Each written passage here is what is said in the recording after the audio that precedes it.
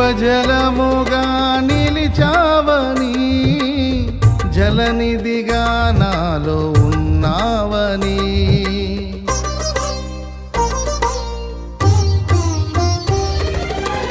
జనులకు దీవెనగా మార్చావని, జగతిలో సాక్షిగా ఉంచావని, ఉత్సాహగానమునే పాడనా, ఉత్సాహగానమునే పాడనా, ఏదైనా నీ కొరకు చేసేందుకు